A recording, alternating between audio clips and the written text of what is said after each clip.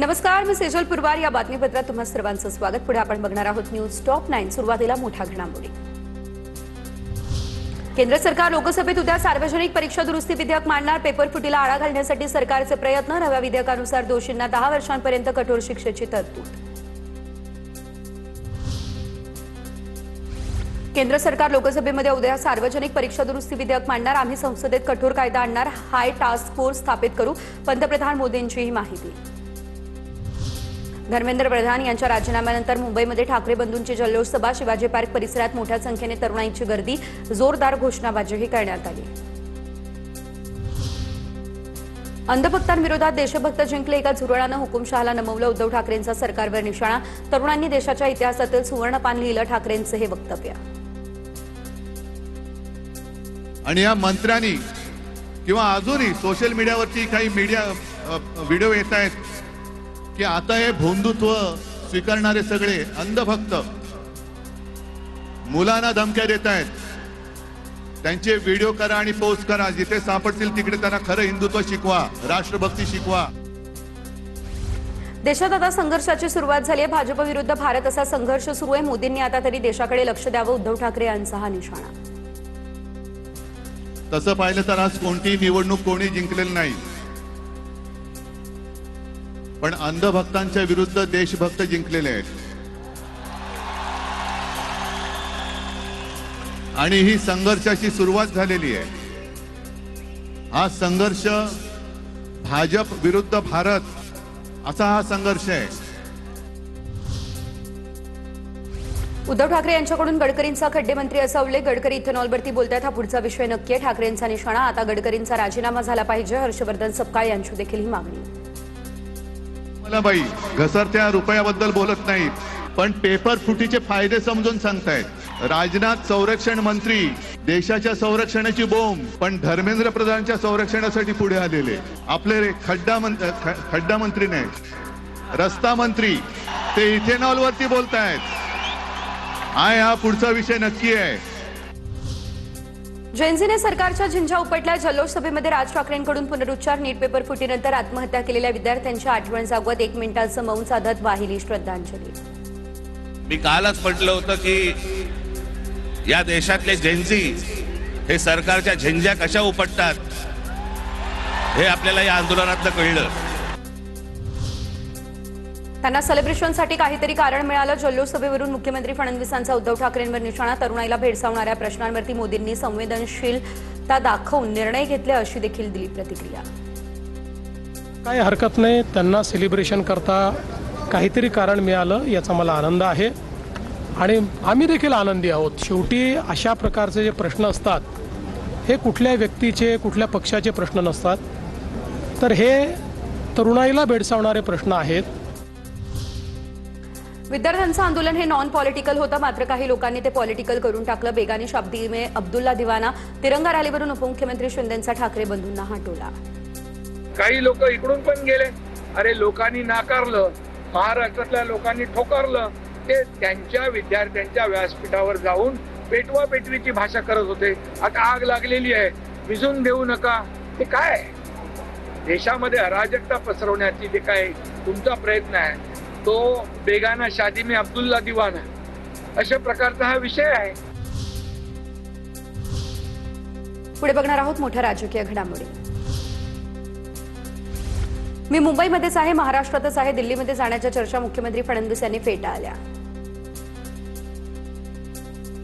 हो, हे सांगा, दिल्लीवरून तुम्ही काल आले, खूप बातम्या आल्या, चर्चा खूप आहे. वाढदिवस झाला आणि मी आज नागपुरात आहे, संध्याकाळी मुंबईत जाणार आहे. मी मुंबईतच आहे, मी महाराष्ट्रातच आहे. फडणवीस केंद्रीय शिक्षण मंत्री होऊ शकतात. मोदींनी याबाबत मन बनवलंय. संजय राऊत यांचं हे वक्तव्य. मात्र फडणवीसांनंतर राज्याचा मुख्यमंत्री कोण होणार याचा पेच देवेंद्र फडणवीसांसमोर. राऊत यांचा हा दावा. Best education minister Devendra Fadnavis हो सकते हैं, ये उसके ऊपर मोदी जी ने मन बना लिया है, हमारी जानकारी है. लेकिन दिक्कत ये है देवेंद्र जी की कि उनके बाद मुख्यमंत्री कौन बनेगा उस प्रेशर में वो है. ये लगभग दिल्ली की अंदर की बात है. मोदींना बदनाम करून पदावरून हटवण्यासाठी गृहमंत्री शहांचे प्रयत्न, संजय राऊत यांचा हा आरोप. तर अमित शहांना स्वतः पंतप्रधान व्हायचे असाही राऊतांचा दावा. राहुल गांधींचा उदो करतील म्हणून राऊतांना भाषण करू देत नाही, नवनाथ बनी यांचा हा टोला. युवाओं का नुकसान करने के लिए, लोकतंत्र का नुकसान करने के लिए एक ही आदमी जिम्मेदार है, वो है अमित शाह. अमित शाह जी को तुरंत देश का डिप्टी प्राइम मिनिस्टर बनना है, तुरंत, और बाद में प्राइम मिनिस्टर. इसके लिए सब चल रहा है. राहुल गांधींचं कौतुक करतील आणि या आंदोलनाचं श्रेय राहुल गांधींना देतील म्हणून संजय राऊत तुम्हाला देखील या आंदोलनामध्ये बोलू दिलं जात नाही. त्यामुळं तुम्ही या रॅलीत कुठलाही झेंडा घेत नसलात तरी तुमचा अजेंडा हा आदित्य ठाकरे आणि अमित ठाकरे यांच्या करिअरशी आहे.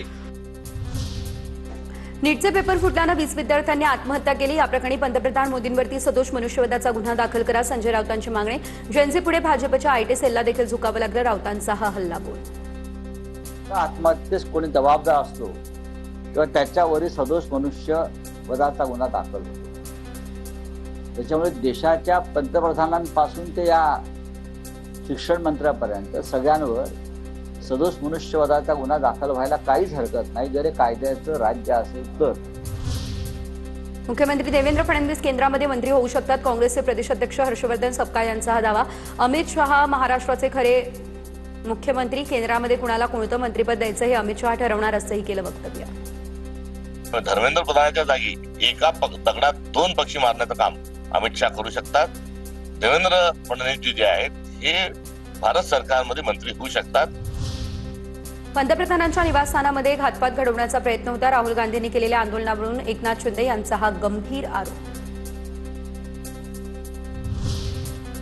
दिल्लीमध्ये राहुल गांधींनी उद्धव ठाकरेंना भेटायला वेळ दिला नाही. आधी दिल्लीतले नेते मातोश्रीवर यायचे, आता ठाकरेंना वेळ दिला नाही. उद्धव ठाकरेंना केजरीवाल यांना भेटायला जावं लागतं. शिंदेच्या शिवसेनेच्या रामदास कदम यांची ही टीका. शेजारच्या घरामध्ये मूल झालं आणि पेढे हे वाटतंय, असं सगळ्या 2 ठाकरे बंधू चाललंय. मला मोठं आश्चर्य वाटतंय. अहो, एक वेळ अशी होती की मातोश्रीवरती सगळे बडे बडे दिल्लीचे नेते येऊन थांबायचे, बसायचे. आज यांना केजरीवालला भेटायला जात आहे. लाडकी बहीण योजना यशस्वीरित्या पुढे देखील राबवणार, यासह ई-केवायसीची मुदत देखील वाढवण्याचा निर्णय मुख्यमंत्री आणि दोन्ही उपमुख्यमंत्री घेतील. मंत्री आदित्य तटकरे यांची ही माहिती.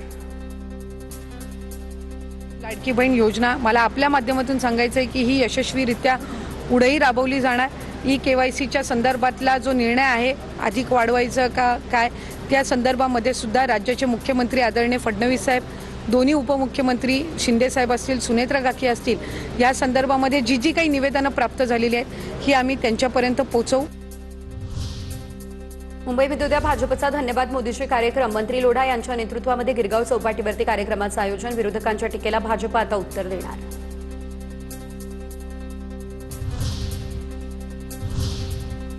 यानंतर पुढे टॉप 9 राजकीय घडामोडी.